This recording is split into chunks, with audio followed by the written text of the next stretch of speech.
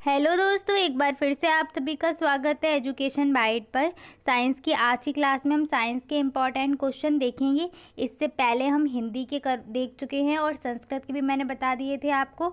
Maths में आपके जो एक्सरसाइज मैंने करवाई हैं, जो भी चैप्टर करवाए हैं वहाँ से, और जो आपका प्रीवियस ईयर करवा दिया वहाँ से ही आपके क्वेश्चन आ जाएंगे। मतलब उसी टाइप से आएंगे, ये नहीं कि सेम टू सेम वही क्वेश्चन फंस जाए। मैथ्स में ऐसा नहीं होता है, वो डिजिट वगैरह चेंज कर देते हैं, लेकिन उसी टॉपिक से आएंगे आपके क्वेश्चन। ठीक है। दूसरी बात ये, इस चीज़ का ध्यान रखना, आपके 1 से 2 क्वेश्चन सभी पेपर में आउट ऑफ सिलेबस चला जाता है। ठीक है। चाहे आप एसएसटी हो, चाहे साइंस हो, चाहे मैथ, या फिर और भी कोई सीडीपी वगैरह। तो ये है कि किसी किसी में तो लैंग्वेज ही चेंज करते हैं, तो सीडीपी वगैरह में तो आप लिख सकते हैं। साइंस में या इन सब में अगर आ रहा है कहीं बाहर से क्वेश्चन, तो आप क्या करेंगे, उस क्वेश्चन से जुड़ी हुई कोई भी चीज़ अगर आपको पता है या उससे रिलेटेड कोई भी जानकारी आपके पास है, तो उस क्वेश्चन को छोड़ना नहीं है। उससे जितना भी आप जानते हैं सब कुछ वो लिख के आइए। ठीक है। आप लिख के आएंगे तो अगर 2 नंबर का है तो वो 1 नंबर ज़रूर देगा एग्जामिनर, जो भी कॉपी चेक कर रहा है आपकी। ठीक है। इस चीज़ का ध्यान रखना, 1 से 2 क्वेश्चन आउट ऑफ सिलेबस हो सकता है, तो घबराने की ज़रूरत नहीं है। जितना हमें आता है उतना हमें अच्छे से आना चाहिए, जिससे हम वहाँ से अपने नंबर अच्छे से ले सकें। ठीक है। तो चलिए फर्स्ट क्वेश्चन देखते हैं आपका, सचित्र वर्णन वाले। ठीक है। साइंस से मैंने वो जितना आपका सिलेबस था ना, उस सिलेबस मैंने सारे ऐसे चैप्टर निकाल दिए जिनसे चित्र बनाने को बोल सकता है आपसे। ठीक है। तो फर्स्ट है पत्ती का चित्र। ठीक है। एक तो सिंपल आपसे ऐसा पूछ सकता है कि पत्ती की संरचना में बता दो कि कैसी संरचना होती है, उसके अंदर क्या होता है, ये वाला पूछ सकता है। या फिर ये पूछ सकता है कि सरल पत्ती का चित्र बना दो या संयुक्त पत्ती का। तो सरल और संयुक्त का आप बना सकते हैं। एक सिंपल पत्ती, ये सरल पत्ती है। ठीक है। और जो ऐसे इस तरीके से कोई पत्ती है तो वो भी आपकी सरल पत्ती आएगी। ठीक। संयुक्त में क्या होता है कि इस तरीके से एक आपका वो यहाँ पे लाइन में जैसे इमली की पत्तियाँ होती है ना, तो उसमें कई सारी जब पत्तियाँ उसमें जोड़ी होंगी तो वो आपकी संयुक्त पत्ती में आ जाएगी। ठीक है।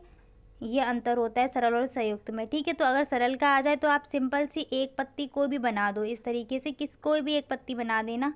ठीक है। तो वो आपकी सरल पत्ती हो जाएगी। और जो संयुक्त पत्ती है उसमें इमली की पत्ती, अगर इमली का देखा है, बबूल का पेड़ देखा है ना, तो इमली, बबूल, छुई मुई, इन सब की अगर पत्तियाँ, इनकी इमेज आपके दिमाग में है तो आप कोई सा भी एक बना देना, उनकी पत्तियाँ चल जाएंगी। ठीक है। संयुक्त पत्ती में वही वाली पत्ती आती है। ठीक। नेक्स्ट है आपकी मूसला और अपस्थानिक जड़ें पूछ सकता है कि इनका चित्र बना, अभी मैं इन सबके चित्र आपको दिखा दूंगी। ठीक है। मूसला और अपस्थानिक जड़ों के चित्र बनाने को बोल सकता है। नेक्स्ट बीज की संरचना बोल सकता है। ठीक है। बीज की संरचना बोल सकता है, और इसमें बोल सकता है कि आपको ये दिखाना है कि मूलांकुर कहाँ से बनता है और प्रांकुर कहाँ से बनता है। ठीक है। तो इस चीज़ को ध्यान रखना। मूल मूल हम जड़ जड़ को बोलते हैं। ठीक है। तो मूलांकुर से क्या बनेगा, जड़ बनेगा। और प्रांकुर से हमारा बाकी का बाहर जो मतलब भूमि से बाहर रहता है ना भाग, पौधे का तना वगैरह, वो सब प्रांकुर से बनेगा। ठीक है। बीज के अंकुरण का चित्र भी पूछा गया है अभी, तो आपको इसका चित्र भी देखना। और रही दूसरा है आपका पुष्प के भाग, आपको सरसों का बोल सकता है कि सरसों का पुष्प बनाइए और उसके सभी भागों का मतलब वर्णन कीजिए या उनके नाम लिखिए। देखो ऐसा भी आ सकता है कि आपको चित्र बनाने को बोल दे और उसका वर्णन करने को भी बोल दे। ठीक है। तो आपको चित्र भी बनाना पड़ेगा, थोड़ी सी थ्योरी भी लिखनी पड़ेगी। ये भी हो सकता है कि आपको चित्र केवल चित्र ही बनवा ले और चित्र में बोल दे कि इनके नाम भी आपको चित्र में लिखने हैं, तो आपको चित्र में नाम लिखने पड़ेंगे। ठीक है। यहाँ पर एक मिस हो गया, आपसे जंतु और पादप कोशिका भी पूछी जा सकती है, क्योंकि वो जंतु और पादप तो है ही, तो शायद उनकी कोशिका पूछ ली जाए, इसलिए उसका चित्र भी है। तो मैं इन सबके चित्र आपको दिखा देती हूँ। ये देखिए, सबसे पहले ये आपका पुष्प का चित्र है। ठीक है। अगर पुष्प का चित्र बनाने को आता है तो इसी तरीके से आपको बनाना है, सारे नाम आपको लिखने पड़ेंगे। ठीक है। नर जननांग अलग दिखा देना, ये रहा नर वाला, और मादा अलग दिखा देना। ठीक है। ऐसा भी हो सकता है कि आपको सिर्फ इतने भाग का चित्र बनाने को पूछ सकता है, इसका डीप पूछ सकता है कि निषेचन की प्रक्रिया में क्या क्या होता है, किस प्रकार से, तो वो मैंने आपको नोट्स में करवाया हुआ है। ठीक है। वैसे वो आएगा नहीं, अगर आता है तो वो नोट्स में आपको मिल जाएगा। नेक्स्ट जंतु और पादप कोशिका है। ठीक है। इसमें आपको ये चीज़ ध्यान रखनी कि कौन सी चीज़ें जंतु कोशिका में होती हैं और पादप कोशिका में नहीं होती है। ठीक है। और कौन सी चीज़ पादप कोशिका में होती हैं और जंतु कोशिका में नहीं होती, तो इन चीज़ों का आपको खास ख्याल रखना है। जैसे कोशिका भित्ति, सिर्फ आपकी पादप कोशिका में होगी और इसमें नहीं होती, जंतु कोशिका में नहीं होती है, ठीक है। हरित लवक आपका, पादप हरे होते हैं ना, आपने कोई जंतु हरा देखा है, मतलब हरित लवक जो है सभी पादपों में पाया जाएगा, क्योंकि उनका जो हरा रंग है ना उसके कारण ही, क्लोरोफिल के कारण होता है ना, तो पादप में तो होगा ही होगा, जंतु में वो नहीं होता है, ठीक है। तो इस तरीके से यहाँ कुछ चीज़ें जंतु में होती हैं, पादप में नहीं होती हैं, और कुछ पादप में होती हैं, जंतु में नहीं होती, तो इसको ध्यान रखना है। नेक्स्ट आप देख लीजिए, शायद आपसे पूरा पूछ ले कि एक पौधे के जितने भाग होते हैं सबका वर्णन करो, तो आप इस तरीके से एक पूरा वृक्ष सा बना दीजिए, पौधा सा, उसमें फूल पत्ती सब कुछ दिखा सकते हैं, तना वगैरह। तो नीचे का भाग तना हो जाएगा, सॉरी नीचे का जड़ हो जाएगा, ऊपर ये जो है ये तना हो जाएगा, ठीक है, पत्तियाँ हो जाएंगी। आप इसमें जो कली वगैरह होते हैं वो सब, मतलब पौधे के जितने भाग हैं ना सबको एक ही उसमें दिखाना, तो वो अगर आए तो आप ये बना सकते हैं। नेक्स्ट देख लीजिए, मूसला जड़ और अपस्थानिक जड़ों का चित्र आता है बनाने को, तो मूसला जड़ और अपस्थानिक जड़ों का चित्र आप इस तरीके से बना सकते हैं, ठीक है। नेक्स्ट अगर पत्ती का आ जाए, पत्ती की संरचना की बात करी जाए, तो आप ये चित्र बनाएंगे किसमें, संरचना में, ठीक है। देखिए इसमें जो इनका जाल वगैरह है शिराओं का, वो सब दिखाया गया है, ठीक है। ये इन चीज़ के बारे में बहुत पूछता है कि पर्णाधार क्या होता है, पत्ती जहाँ से वृक्ष से जुड़ी होती है उसको पर्णाधार बोलते हैं, ठीक है। ये सब क्वेश्चन आपसे ऑब्जेक्टिव में पूछ सकता है और नहीं भी पूछ सकता है, ठीक है, लेकिन हमें जानकारी होनी चाहिए इनकी।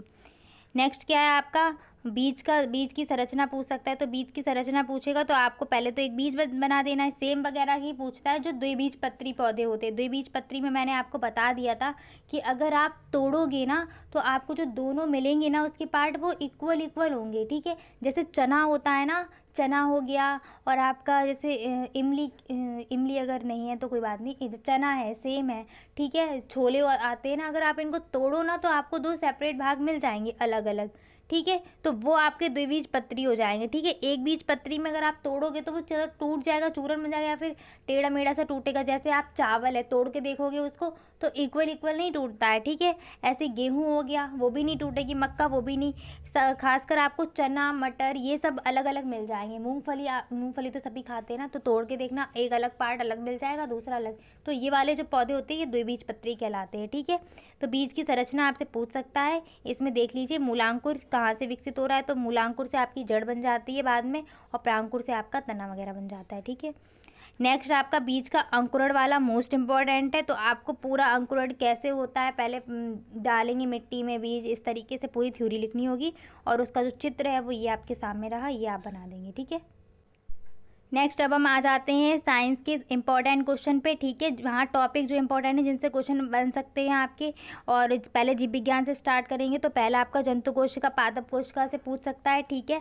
जंतु और पादप में क्या अंतर होता है, क्या समानता होती है, ये क्वेश्चन बन सकता है। तो ये तो ईजी है, लिख सकते हैं। श्वसन करना दोनों का काम है, ठीक है। वृद्धि होती है, विकास होता है दोनों में, ठीक है। और उत्सर्जन करते हैं, अपने जैसे समान जीव उत्पन्न करते हैं, समानताएं हो जाएंगी उनमें, ठीक है। इसी तरीके से असमानताएं भी आप लिख सकते हैं, ठीक है। सजीव और निर्जीव के बीच की कड़ी पूछा गया है, विषाणु होती है। सजीव और निर्जीव के बीच की कड़ी याद रखना विषाणु होती है, इंपॉर्टेंट है ये, ठीक है। सजीव और निर्जीव में अंतर पूछ सकता है, या फिर सजीव की डेफिनेशन आपसे पूछ सकता है निर्जीव की, एक क्वेश्चन ऐसे बनेगा, ठीक है।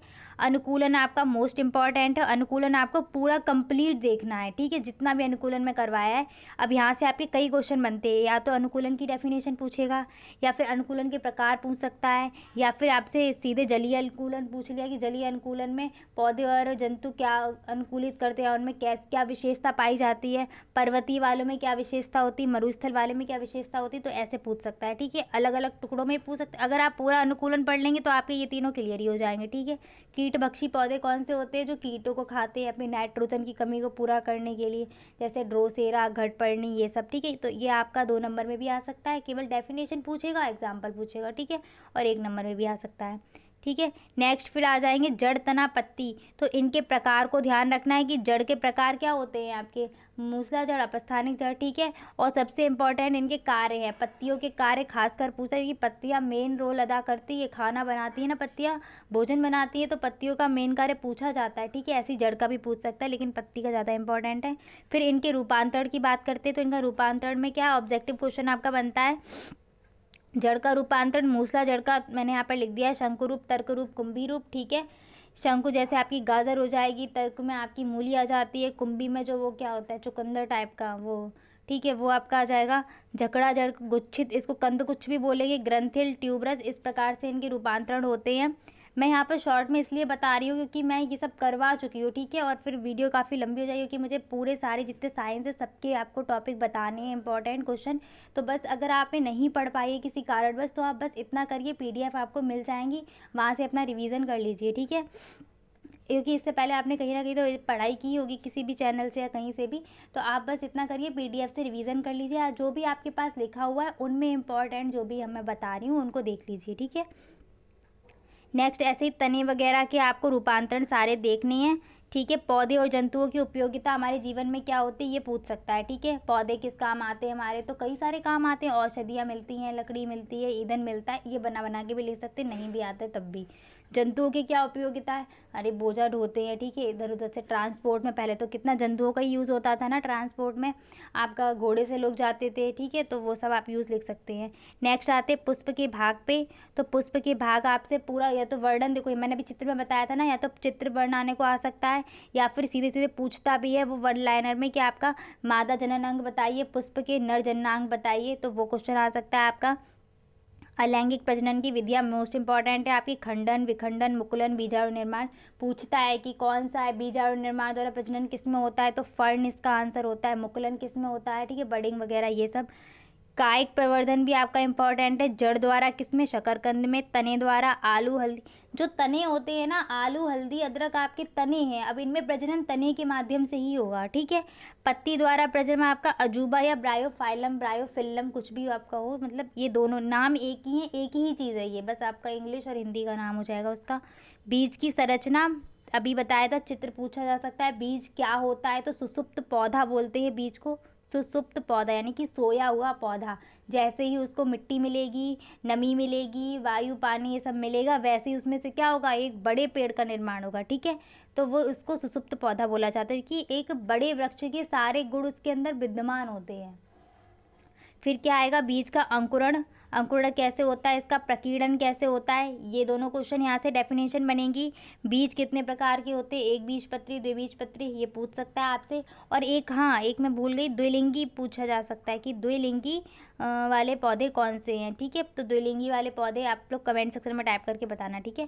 द्विलिंगी वाले कौन से, मतलब एक ही पौधे में दोनों लिंग पाए जाना, ठीक है, वही आपके द्विलिंगी हो जाएंगे। परागण और निषेचन, इनकी डेफिनेशन पूछी जा सकती है, परागण कितने प्रकार का, स्वपरागण, परपरागण। अब यहाँ क्या, अगर आप परागण पूरा पढ़ लोगे तो इससे क्या आपके 3 क्वेश्चन बन जाएंगे, एक तो परागण किसे कहते हैं, परागण कितने प्रकार का होता है, या फिर स्वपरागण की डेफिनेशन लिखो या परपरागण की, तो आपको ना एक ऐसे टॉपिक तैयार कर लेने जिनसे कई सारे क्वेश्चन बन रहे हो, ठीक है। नेक्स्ट आ जाते हैं फिजिक्स पे, तो फिजिक्स में क्या है आपको सारे मात्रक देखने हैं, ठीक है, जैसे 1 फुट में कितने वो, 1 गज में कितने फुट होते हैं आपके, ठीक है, 1 फुट में कितना इंच होता है, कितना सेंटीमीटर होता है, ये सब तैयार करना है, ठीक है। एक मैंने इस वीडियो में आपको क्वेश्चन करवाया था लीटर वाला, ठीक है, तो वो क्वेश्चन आप अच्छे से तैयार कर लेना। उस क्वेश्चन के साथ ऐसा है कि ये लोग जब भी क्वेश्चन पूछते हैं ना, अभी तक ऐसा हुआ है डीएलएड में कि वो क्वेश्चन सेम टू सेम वही क्वेश्चन 2-3 बार पूछ लिया गया है, ठीक है, तो उस क्वेश्चन को अच्छे से देख लेना, वो यूनिट चेंज करने वाला क्वेश्चन है, एक लीटर का शायद सेंटीमीटर वगैरह में चेंज करने वाला क्वेश्चन है, वो मैंने करवाया हुआ है, ठीक है। सदिश राशियाँ अदिश राशियाँ पूछी जा सकती है, तो सदिश राशियाँ वे राशियाँ होती है जिनमें सदिश दिशा भी पूछी जाती है, और क्या परिमाण, परिमाण तो सभी राशियों में हो गई, लेकिन सदिश में क्या है, दिशा भी होगी, ठीक है, दिशा की भी आवश्यकता पड़ेगी, तो कौन कौन सी होती है, विस्थापन, वेग, त्वरण, बल, संवेग, ठीक है। अदिश में क्या होता है कि केवल परिणाम आवश्यक होता है, दिशा की जरूरत नहीं होती, आ मीन्स नहीं, दिशा मीन्स दिशा, ठीक है, दिशा नहीं तो वो आपकी क्या हो जाएगी, अदिश राशियाँ, जैसे लंबाई, क्षेत्रफल, चाल, द्रव्य सॉरी दाब, कार्य, ये सब आपकी क्या हो जाएंगे, अदिश राशियाँ, ठीक है। मापन की पद्धतियाँ, एसआई पद्धति, सीजीएस पद्धति, एमकेएस पद्धति, ये सारी पद्धतियाँ आपको पता होनी चाहिए। वो पूछ सकता है कि एफपीएस पद्धति में क्या होता है, किसका मात्रक क्या होता है, तो आप बता सकते हो कि फुट होता है, पाउंड होता है, सेकेंड होता है, ठीक है, तो ये आपको पता होना चाहिए, ठीक। मापन के उपकरण, थर्मामीटर, रेन गेज, ये सब था, तो वो आपको उनके बारे में थोड़ा बहुत जानकारी होनी चाहिए, बस थोड़ा बहुत समझ लो, फिर आप अपनी लैंग्वेज में लिख देना। अगर 2 नंबर के क्वेश्चन में से थर्मामीटर का क्या उपयोग आ रहा है या थर्मामीटर के बारे में पूछा जा रहा है, तो अगर आपने नहीं भी पढ़ा तब भी आप वहाँ से बना सकते हैं कि थर्मामीटर कांच की एक नली होती है जिसमें पारा भरा हुआ होता है, ताप बताता है, ये डॉक्टरी थर्मामीटर ये होता है, ठीक है। स्वस्थ मनुष्य का जो शरीर का तापमान होता है वो कितना होता है फ़ारेनहाइट में, ये आप लोग मुझे टाइप करके बताएंगे, ठीक है। ये क्वेश्चन बहुत इंपॉर्टेंट है आपका, मैंने ये हाईलाइट करवाया भी था जब मैंने ये करवाए थे ना। तो आप लोग मुझे कमेंट सेक्शन में टाइप करके बताना कि मानव शरीर का तापमान, जो स्वस्थ शरीर होता है ना, उसका तापमान कितना होता है फ़ारेनहाइट में, ठीक है। गति के प्रकार, उसमें भी आपकी घूर्णन गति, दोलन गति की डेफिनेशन पूछ सकता है, बाकी तो गतियाँ सारी आपकी इंपॉर्टेंट हैं ही, ठीक है। गति के नियम न्यूटन वाले, क्रिया प्रतिक्रिया का नियम जो थर्ड वाला है बता दिया मैंने पहले, ठीक है। पहले जड़त्व का नियम आता है फर्स्ट नंबर पे, ठीक है। सेकंड आपका संवेग वाला नियम आता है, फिर थर्ड पे आता है आपका क्रिया प्रतिक्रिया का नियम। तीनों नियम आपको रटे होने चाहिए कि किस में क्या होता है, क्या एग्जाम्पल है इसका, ठीक है। संवेग संरक्षण मैंने यहाँ पे अलग से लिख भी दिया है कि संवेग संरक्षण का नियम, जड़त्व का नियम, ठीक है। नेक्स्ट आ जाते हैं बल के। तो बल के प्रकार, बल क्या होता है ये पता होना चाहिए, ठीक है। बल के प्रकार डेफिनेशन अगर वो पूछेगा तो बल के प्रकारों से ही पूछेगा, या तो गुरुत्वाकर्षण बल दे देगा, पेशीय बल दे सकता है, विद्युत बल दे सकता है, ठीक है। इस प्रकार से आपके बल के प्रकार से ही डेफिनेशन आएगी, तो इनको अच्छे से तैयार कर लेना। नेक्स्ट चाल बराबर दूरी बटे समय, चाल की डेफिनेशन याद कर लेना, फॉर्मूला पता होना चाहिए क्या, चाल बराबर दूरी बटे समय। अगर मान लीजिए इस प्रश्न, इस वाले फॉर्मूले से कोई क्वेश्चन आता है तो कैसे करना है, तो आपको क्वेश्चन में क्या दिया जाएगा कि कोई भी वाहन है वो इतने किलोमीटर प्रति घंटा की चाल से चल रहा है, मान लो 50 चल रहा है, 50, ठीक है। चाल मिल गई आपको, ठीक है। और कितने दो मतलब वो 50 किलोमीटर की चाल से 2 घंटे तक चला, तो उसने कितनी दूरी तय करी, ठीक है। 50 किलोमीटर प्रति घंटा की चाल से 2 घंटे तक चला है, तो हमें समय भी मिल गया, हमें दूरी निकालनी है, तो बस पक्षांतर करके दूरी निकाल दें। जैसे मैं आपको बता देती हूँ, 50 किलोमीटर प्रति घंटा चाल रख दी, बराबर यहाँ पे दूरी का दूरी रहने दिया, बटे समय 2 घंटे बताया था ना 2, तो अब 50 का 2 में मल्टीप्लाई करेंगे कितना हो जाएगा, 100 मीटर, 100 किलोमीटर, ठीक है। तो 100 किलोमीटर की उसने क्या कर ली, दूरी तय कर ली। इस तरीके से क्वेश्चन आएगा। नेक्स्ट आते हैं केमिस्ट्री पे, फटाफट देखते हैं। पदार्थ की अवस्थाएं, ठोस, द्रव, गैस, ठीक है। अब ठोस द्रव गैस के बारे में पता भी होना चाहिए, ठीक है। अंतरा आणविक बल के आधार पर इनको जो इनकी है, इनमें तुलनात्मक अध्ययन है, तो वो आपको पता होना चाहिए कि अंतरा आणविक बल किस में अधिक लगता है और किस में कम लगता है। तो देखिए, अंतरा आणविक बल की एक कंडीशन में बता देती हूँ कि जो आपकी ये होते हैं ना अवस्थाएं, इसमें क्या होती है, आपके छोटे छोटे कण होते हैं ना, तो होता क्या है, आपके जो कण होते हैं ठोस में होते हैं पास पास, ठीक है। जब कण पास पास होंगे तो इनमें जो बीच में खाली स्थान होगा वो कम होगा ना, इस खाली स्थान को बोलते हैं अंतरा आणविक स्थान। जब अंतरा आणविक स्थान कम होगा तो बल ज़्यादा तेज लगेगा, लगेगा कि नहीं। कोई दूर चीज़ है तो बल कम लगेगा उसमें, लेकिन अगर कोई पास है तो उसमें बल ज़्यादा लगेगा। तो ठोस में क्या हुआ, अंतरा आणविक स्थान तो कम हो गया और बल क्या हो गया, अधिक हो गया, ठीक है। अब इसमें क्या हो जाएगा, अंतरा आणविक स्थान जो है वो ठोस की अपेक्षा तो अधिक हो जाएगा, लेकिन गैस की अपेक्षा क्या हो जाएगा, कम हो जाएगा, ठीक है। और अंतरा आणविक स्थान आपका सबसे ज़्यादा किस में हो जाएगा, गैस में, तो बल कम किस में हो जाएगा, गैस में, ठीक है। इस तरीके से ये इनमें है, इसको आपको पता होना चाहिए। और आपको अगर बनाने को आ जाए चित्र इसका कि चित्र बना के बताओ, तो ठोस में क्या करना है, कण को बिल्कुल चिपका चिपका के बना देना है, ठीक है। इस तरीके से एक बीकर बना देना है, उस बीकर में ऐसे कण बना देना, और गैस आ जाए तो गैस के कण बहुत दूर दूर बना देना, ठीक है। इस तरीके से यौगिक और तत्व की डेफिनेशन पता होनी चाहिए, मिश्रण की डेफिनेशन पता होनी चाहिए, मिश्रण के प्रकार पूछ सकता है, समांगी और विषमांगी, ठीक है। नेक्स्ट है पदार्थ के गुण। तो पदार्थ के गुण से क्वेश्चन ये आता है कि तन्यता क्या होती है या तन्य पदार्थ क्या होते हैं। तो जिन पदार्थों से तार बनाए जा सकते हैं उनको तन्य पदार्थ बोलते हैं। भंगुर किसे कहते हैं, तो जो पदार्थ टूटने पर मतलब चोट करने पर टूट जाते हैं वो भंगुर, अभंगुर, इस तरीके से आपके, ठीक है। इनका धातवर्धीय पदार्थ क्या होते हैं, ठीक। तो जो पदार्थ के गुण करवाए थे ना, वो गुणों से अलग अलग पूछ लेता है, एक एक डेफिनेशन आपसे पूछ लेगा, ठीक है। क्वथनांक, गलनांक, वाष्पन, हिमांक, इन सब की डेफिनेशन आपको बहुत अच्छे से तैयार करनी है। ये सब आपको लास्ट की जो वीडियो पड़ी हुई है उसकी केमिस्ट्री वाली, वहाँ पर आपको ये सारे मिल जाएंगे, ठीक है। तो अगर आपने नहीं देखी तो आप वहाँ से देख सकते हैं। पदार्थ के पृथक्करण की विधियाँ, जिसमें बीनना, फटकना, आसवन, अपकेंद्रण मोस्ट इंपॉर्टेंट है, वो वाली दूध से दही मक्खन वाली, ठीक है। और चुंबकीय पृथक्करण आपकी इंपॉर्टेंट है। चुंबकीय पृथक्करण तो बहुत ईजी है, इसमें क्या है, चुंबक लगा है ना, तो कौन सी पृथक्करण विधि है, इसमें सिर्फ लोहे की छीलन को ही हम शुद्ध कर सकते हैं। जैसे मान लो लोहा किसी और के साथ मिला हुआ है, तो हम क्या करेंगे, चुंबक लेके जाएंगे, उस लोहे, वो लोहा जो है चुंबक पे चिपक के अलग हो जाएगा, ठीक है, और जो अशुद्धि होगी वो अलग हो जाएगी। ठीक है, तो इससे सिर्फ लोहे यानी कि आयरन वाली अशुद्धियाँ हैं, मतलब आयरन को ही शुद्ध कर सकते हैं। ठीक है, नेक्स्ट परमाणु और अणु की डेफिनेशन आ सकती है। देखो आउट ऑफ सिलेबस की बात करिए ना, इसलिए मैंने इसकी लिख दी है। होता क्या है कि चीज़ें तो सब वही हैं। अब आप अगले सेमेस्टर में जाएंगे तो वहाँ पर आपको परमाणु और अणु मिल जाएगा। ठीक है, अब पदार्थ की बात करेगी तो एग्जामिनर जब पेपर बना रहे होते हैं तो वो उसी से रिलेटेड चीज़ें दे देते हैं, परमाणु और अणु वगैरह। ठीक है, तो इसलिए इनका पता होना चाहिए, थोड़ी नॉलेज होनी चाहिए। तो परमाणु क्या होता है? पदार्थ का वह सूक्ष्मतम कण, दोनों में आपको यही लगाना है कि पदार्थ का वह सूक्ष्मतम कण जो स्वतंत्र अवस्था में नहीं रह सकता है परंतु रासायनिक क्रिया में भाग लेता है, तो वो परमाणु कहलाएगा। पदार्थ का वह सूक्ष्मतम कण जो स्वतंत्र अवस्था में रह सकता है किंतु रासायनिक क्रिया में भाग नहीं लेता है, अणु कहलाता है। ठीक है, इस चीज़ को ध्यान रखना, यहीं से आपके क्वेश्चन बनेंगे। ठीक है, 1 से 2 क्वेश्चन आउट ऑफ सिलेबस जा सकता है, तो कोई दिक्कत की बात नहीं है। आपको उससे रिलेटेड जो भी आ रहा हो आप छोड़ के नहीं आएंगे क्वेश्चन। ठीक है, सब लिख के आएंगे। ठीक, वैसे तो अभी तक ऐसा हुआ नहीं है कि आउट ऑफ सिलेबस आया हो साइंस में।